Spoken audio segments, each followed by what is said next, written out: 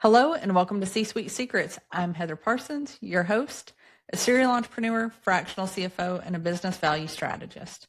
I've spent years juggling business and family life while helping entrepreneurs scale, optimize cash flow, and build real financial success. On our show, we bring you real conversations with founders, executives, and operators about what actually moves the needle in business. No fluff, no filler, just smart strategy, systems that work, and insights that you can put to use in your business right away. With that, let's dive right in. Today on our show, we have Kim Bohr. Kim, welcome. Thank you for having me. Glad you're here. I really appreciate it, and I'm looking forward to our conversation today. For folks in our audience who may not know you yet, can you tell us a little bit about yourself and a little bit about your journey as an entrepreneur? Yeah, so I'm the CEO of a company called SparkEffect. We are based in Seattle. However, we have presence all throughout the US and international reach. We're really focused in on this human-centered work that takes the journey of one's career, everything from executive coaching and leadership development and CEO evaluations, all to perhaps when there's an offboarding into an outplacement situation. And so our work leverages obviously a lot of the technology that we're all dealing with and has come to be, but we're very much still keeping that human-centered focus and everything for the stuff that can't be technology enabled in a most effective way. And I started my career in very large organizations and really just over time decided that I had a bigger opportunity of impact in understanding how to really build business when I came into more smaller organizations. And so a lot of what I've done over the years has been in helping to scale organizations that have that kind of human-centered component in some aspect of their work. So that's what I've always been drawn to. I love it. I think for a lot of people, especially super smart people, communication is a struggle. And so I would love to hear your thoughts on why you went this route and kind of dedicated your career to fixing some of these communication challenges, and what moment really made you realize that communication was the problem worth solving? So early in my career, I always knew I wanted to be an executive. I wanted to be a CEO. I wanted to be in business. And so when I looked to others as models of that, quite honestly, I was very disappointed in a lot of my own experiences. And so that really informed so much of my own clarity. And a lot of that came from really poor communication. And I just really not having well-developed leaders themselves. And so that really put me on this path of understanding where I could become a better leader. And by no means, I'm still growing and learning, and I accept that. And that has always been at the core for me. And so when I've started moving through my career, especially in smaller companies, communication was so huge because even though you're small, you can still miscommunicate in ways that it's just surprising at times. And so that has really been just an underpinning of everything. And sometimes people have so many different types of preferences around communication that we can take that for granted. Sometimes we can think somebody's just, comes from a style that's so different than ours that we just can't see eye to eye. And that's not true. We can. And so I've become very fascinated over the years around how these kind of traits that show up for us and how at the center of it, communication is really a big focal point. I love that. And you're talking about how important it is in small business. I would almost argue it's more important in small business than in large scale enterprise because people are wearing so many different hats and they have so many different responsibilities that they're trying to keep up with. So I'd love it if you could share just a little bit about some of those differences and what leaders are doing to change some of that. Yeah, so one of the things that was interesting when we started last year, we set out to do some interesting research on trust. And what we really started off with was curiosity around disruption and what's breaking down inside leadership and organizations. And we started to look at, AI and technology is certainly one, and there's a lot of communication challenges around that. But we also started to think about, if we pan back and we think about what are all the disruptions happening, it's more than just technology. It's return to office policies, it's elder care issues, it's raising children, and some of us are in a sandwich generation like myself. And so we started to really get curious around, let's go out and survey that. So we did this national based survey. We looked at both people leaders and individual contributors. And what we found was that although, for example, AI was the biggest disruptor, it wasn't the biggest breaker of trust. What it really comes down to is some of those underlying communication components, such as having open and honest conversations are certainly trust builders if they happen, but that lack of transparency around the uncertainty and being able to tell me where we're going and why is one of the biggest destroyers. And so what we found was that for so many leaders, regardless of your, where you're at, if you're on the front line or if you have many layers, we take for granted what that word communication means and how it shows up in our actions. And we got really clear in this study around what is building and breaking trust based on kind of all that got really nuanced around that communication topic. I like that a lot, especially around the building trust piece. I think in business in general, it's super important, and in all relationships. So can you lean in a little bit on the trust side of things and talk about what the cost is if that trust breaks down? Yeah, there's a lot. So what we were able to find in this research is that there's a direct correlation between trust and retention, revenue, and reputation, right? So those are real things that we measure as KPIs associated with those things in so much of our everyday business world. What isn't get measured at the same degree that we argue should be is trust. And so when you think about what some of the work that came back were that those who identified themselves as being in high trust organizations saw their industry reputation at 97% versus those that felt like they were part of a low trust organization were at 49%. We saw similar when it came to financial performance and the confidence and such, that high trust affiliated individuals were at 97% and low trust at 46%. And so the same played out around strategy and around retention as well. And those are things that have ripple effects. And so when you think about how in difficult times, we've had many organizations that have had to create rifts or separations because some of it's been technology driven, some of it's been taxation driven. It's been a whole slew of things of late. And one of the things we know is that when we start to talk to those people that have been let go, there is a whole range of emotion, as you can expect.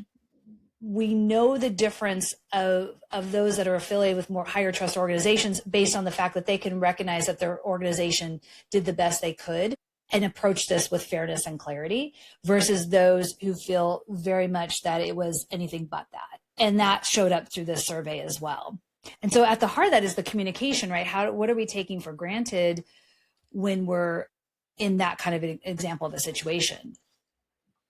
I think that's a very valid point, and you're talking about that fairness and clarity. Coming from large scale organizations, I can tell you that it makes a huge difference, because if people don't get that, they oftentimes have a great imagination and make things up.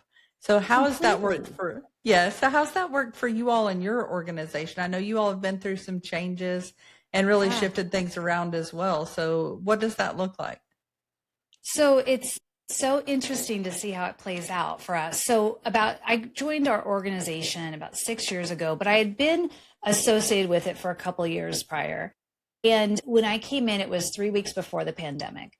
And one of the things that we were doing was trying to quickly adjust, and where we were at, everything was shutting down, and I hardly knew the people I was leading and had to try to understand. At that point, I wasn't the CEO yet.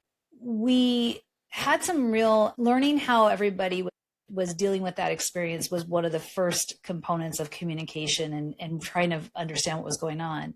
Not too long after that, there had been a conversation that had started with, that my business partner had started at the time with another organization that did the same thing we did.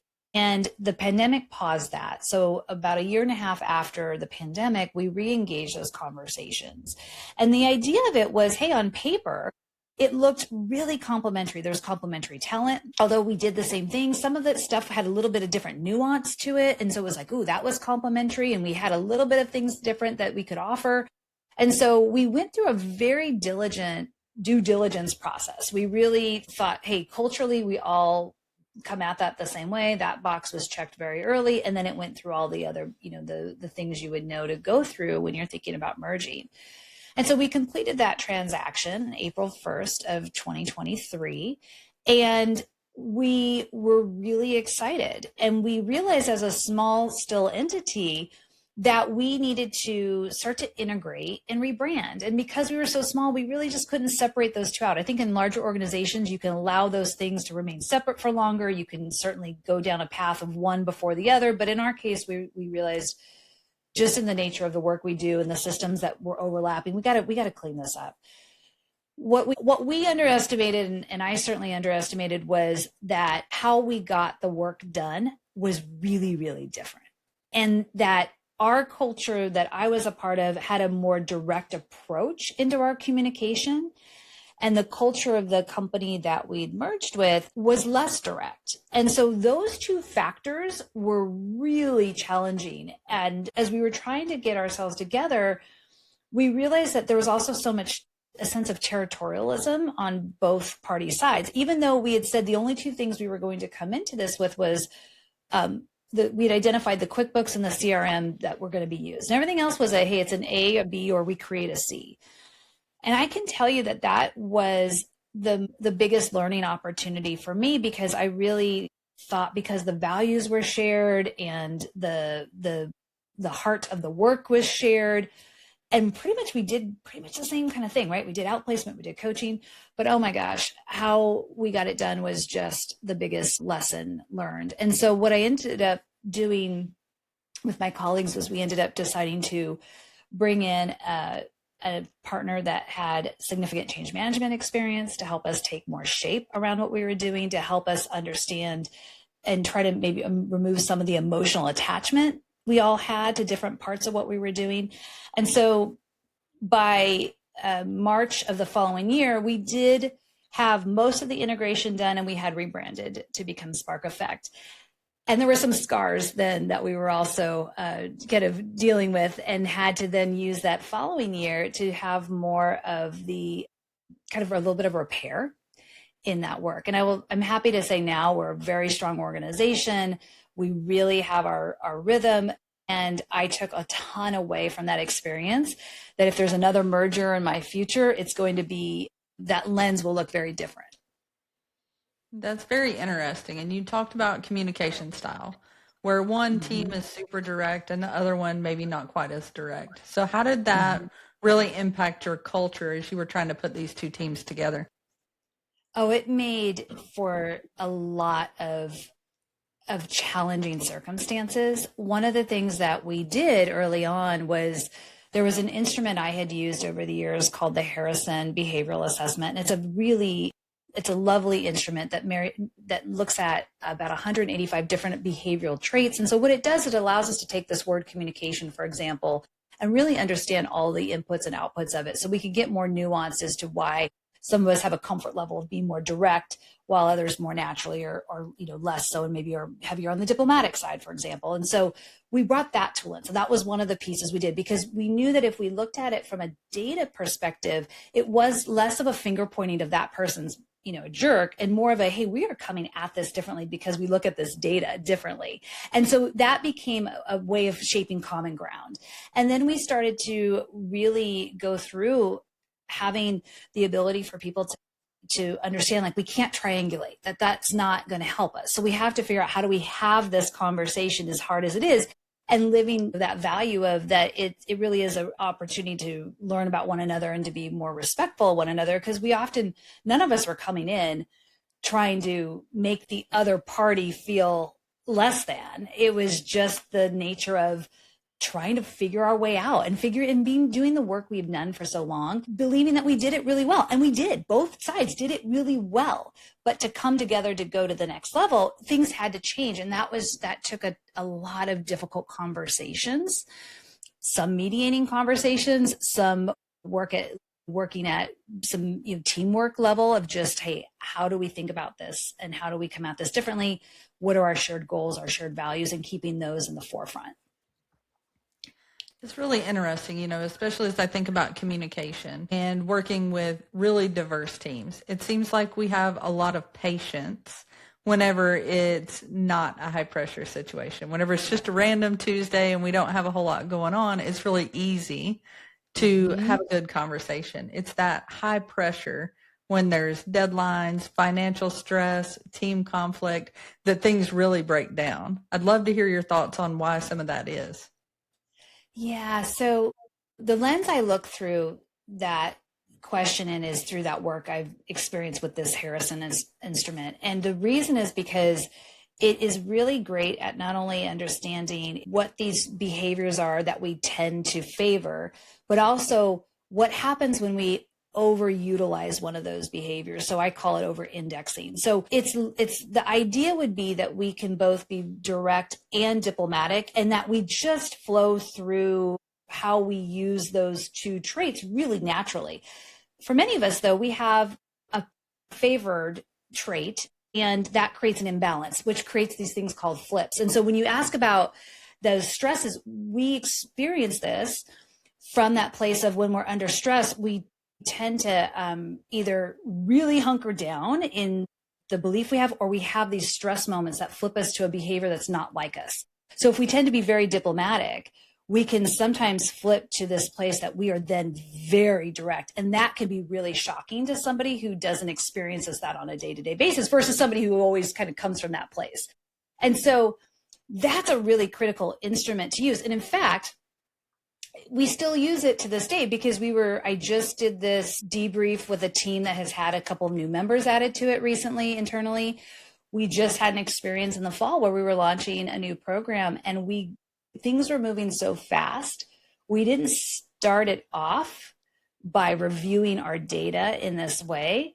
And boy, did we have flipping happening. And when you have the team flipping in their unique ways all at once, that is a really challenging situation. And so we had to reset in those moments to remember that we were actually, we're all going through this at the same time. We're coming at it so differently. It's causing us to misfire, and we're coming at it differently because we're having these stress flips, and we're also just, our natural behaviors aren't aligned.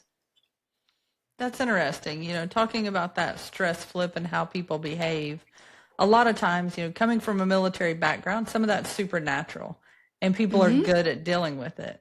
However, in a corporate environment, it's not so popular, right? So if you have a leader that you're working with and they have a tendency to do that, what are some tips that you have for them on how to manage their self? Because I find as I work with leaders and as I get to know myself as a leader, the more I understand kind of, as a friend of mine would say, my me map, about myself, the easier some of this stuff is to manage because I understand I can be, rapid fire direct, which doesn't always help me win friends and influence people. It gets a point across temporarily, but it's not good for the long game.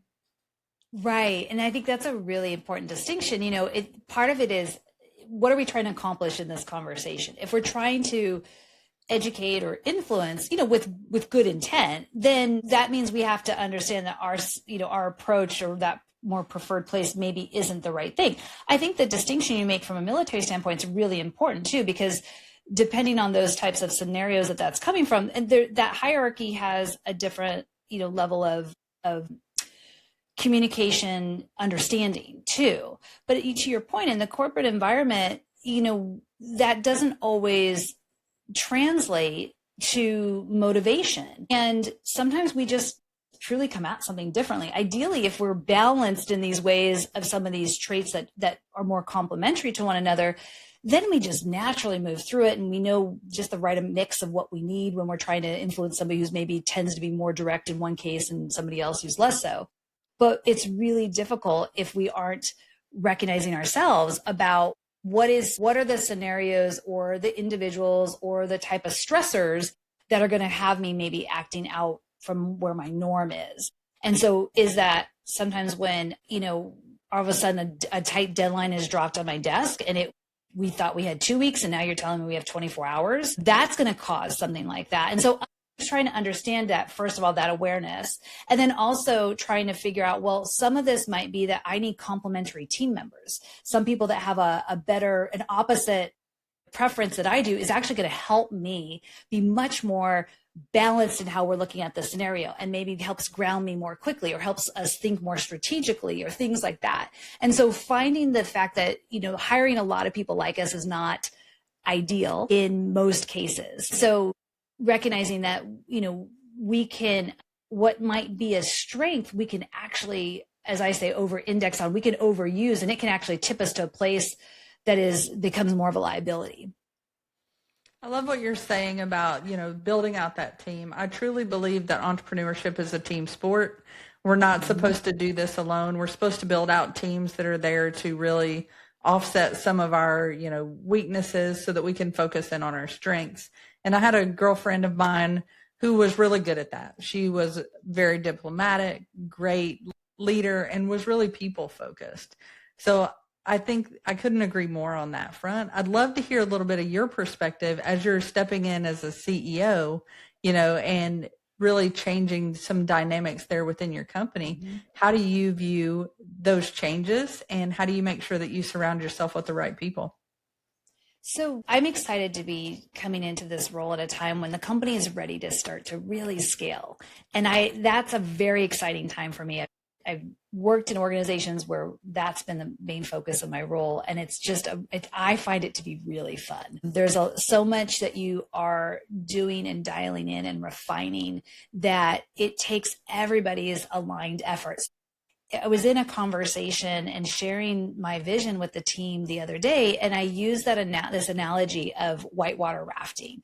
And I had a couple of examples. I actually had shared a picture that I had of one of them, but I had this one example that we were doing the Colorado River. We were in class 5s, and I remember that my friend's husband, who's a big guy, like well over 6 feet, really tall, big guy. And we're getting ready to go through these class 5s, and we're starting to go in, and we kind of get this sense of looking back. And here he is, like sightseeing, no oar in the water, while we're all digging in. And so I can't repeat what she said to him, but I can tell you it was pretty direct, and it wasn't very kind, but it was necessary to get his attention, to get that oar back in, because we did not want to land in the water as we went through these class 5s. And it's that sentiment of, if we're rowing too far ahead, that's not good. And if we've got people too far behind or just really kind of, checking a box, that's not good. So that was one of the messages I was delivering of the team, of like, to do the scaling we're going to do, and to do it in this capacity, in this competitive environment, we all have to be going at the same time, and knowing that when we're in those class 5s versus when we're in the calm water, and what that's going to look like. And the other thing I talked about that I have a real passion around is around, shared accountability. And it's that lens of we rise or fall together. It's up to us to decide, how does our culture start to continue to shape? How do we show up to our clients and show up to each other? And if we say, hey, yeah, that's not really my thing, that's really not what's going to get us to that next level. And so that was just some of what I was trying to shape. And then we're bringing forward just more. We've done market research to find some gaps in the market in both executive coaching and some leadership development work that we are filling. And we're very excited about that. And we'll be doubling down in that even more as we go through this year. That's exciting, and as you're talking there, talking about those difficult conversations, a lot of leaders have a tendency to avoid difficult conversations because they're uncomfortable. So what actually happens to a team when those conversations break down, or they don't happen at all? You mentioned this earlier, right? We start to tell ourselves stories in our head. So that's the first place everybody goes. Or we start to, just decide, well, then I must not be that important, or my work must not be that important. And the easiest thing we could do is have a clarifying conversation. We could just start by saying, hey, I'm not sure we're on the same page, or I might be misunderstanding, or I want to just check in. Like, those are very easy opening conversations that aren't threatening. I agree that I think the excuse that often gets told to ourselves is that we don't want to hurt the other person's feelings, or the timing has to be perfect, or we just really hope they'll just change and get better, and that doesn't happen. And yet, if we were the person who was doing something that was not aligned with the way we should be, we would be wanting somebody to tell us if we're off. And so we're really doing a disservice by protecting ourselves and being uncomfortable with people that then are obviously not trying to show up to work and do everything wrong. And so I think that's where leaders have to really check themselves. The other thing is that it's really about clarified expectations. So I think a lot of times there's a belief that's very common that is an absolute fallacy. That is that, well, I hired you to do this job. You have this skill I hired you for. Why can't you just go do it? And the reality is that everybody needs to be led. So everybody needs clarity, right? So just clear expectation setting about what is it I'm supposed to be doing? What's this project? When is it due? What's at stake to gain or lose if we hit the deadline, if we miss the deadline? Like, that's simple. And when people start to have that kind of framing around how they set expectations and conversations, it's a lot easier to have those conversations when a miss has happened. That's really a good point. And, hearing you talk about that, and we've talked a lot about communication. So one thing that we haven't really touched much on is around listening, right? So how important is it for people to not just be constantly trying to get their point across, but to actually listen so that we don't have some of these misses and so many misunderstandings? And that is probably the biggest opportunity for so many leaders, and myself included. When we're moving really quickly and we've got ideas generating, a lot of times those ideas start to take us down a path in our head. And then we have to remember, wait, I've just now gone down my own thinking and I've just missed out on what was trying to be said. Or I'm jumping in because I'm so excited about what you just said. It's brought me into a different place. And then we've just also really disrupted that relationship. And so I think that, that active listening is so critical, and just using techniques around trying to be more curious, trying to ask more clarifying questions, trying to repeat back. So what I'm hearing you say is this, is a really nice way to strengthen those relationships, to strengthen the trust, to feel more seen and heard. I will find myself, if I have those ideas popping in, I'll jot them down real quick so I could just remember to go back to it, but then I'm immediately back and present into the conversation, and I'm less inclined to be wanting to interrupt or just kind of feel like I'm antsy and I'm missing the key pieces that somebody's trying to describe. I like that. And the writing things down and coming back to it. I think whether it's a business relationship or a personal relationship, just taking that time to let the other person get their thoughts out goes a really long way. It does. And there's a lot of distractions we all have, right? We're going from meeting to meeting so often that we need those little kind of techniques to help us in those transition periods. And so just being able to jot down a quick one word that reminds you to go back to it and that allows you to quickly get recentered and present is one of many ways that we can, work on practicing those listening skills more and more. That's great. So if we have a founder or a CEO that's listening today, what's one thing that they could fix with their communication habits inside of their company that would really make a difference today? Giving people, I think so aligning the actions to the words. We have so many founders, leaders who genuinely believe trust is important, completely disconnect by that their actions are absolutely destroying trust. And so really recognizing that if we say we're open to questions, then we're actually open to questions and we're not shooting them down when they come together or when people are curious around, like, this feels like we're not on the same strategy we were, that we can actually honor that question and without fear of retribution. So that really finding that alignment between what we're doing and what we're saying, and not giving people credit that they are paying more attention than you might realize, and that you're being watched. And so what can you do to constantly reinforce and live those values you say are so important so that they're not just living on a wall? I love that. One of the things that I talk about in our business a lot is that say-do ratio. I think there's nothing that kills trust or builds it faster than people actually saying what they mean, meaning what they say, and following through with what they say they're going to do. So I love what you're saying there. Yeah. I think and it's when really something's important. falling apart, being able to say, hey, this is what we were going to do, and new information came in. And here's why it's bringing people along. And I think especially in the executive levels, sometimes we're talking about this stuff so much that we become kind of immune to like what it is and the impact. And so we're forgetting that others are just maybe hearing it for the first or the second time, not the 20th time. And so that is often, I think, a real opportunity to close that gap. I think that's a great point, especially for some of these larger organizations where you don't have as many touch points with everyone in your organization. For smaller businesses, it might be a little bit easier because you don't have such, a spread out organization. But in larger organizations, I know sitting in these leadership team meetings, you get sick of hearing about it. Yet people are surprised whenever things roll out and they act like they've never heard it before. Yep. So I love that. And talking about that gap, between what happens behind closed doors and how we disseminate information, I'd love to hear your thoughts on that as well. Yeah, I think, one of the things, I think there's two aspects of that. One is that you have to make sure you're all on the same page, that in your leadership team, you all heard the same thing.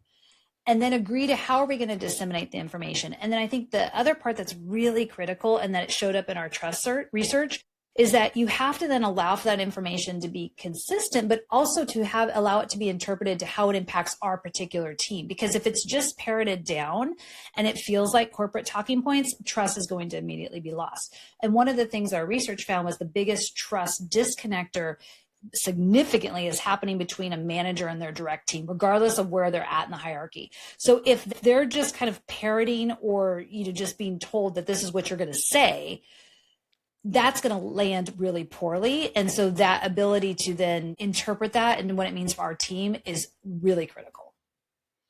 I couldn't agree more. Again, because people really have a great imagination. And if they feel like they're being fed a line of nonsense or you don't really understand or your leader's not on board, it's easy for them to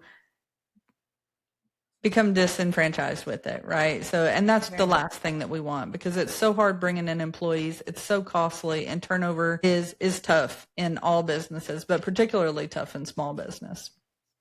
Very much so.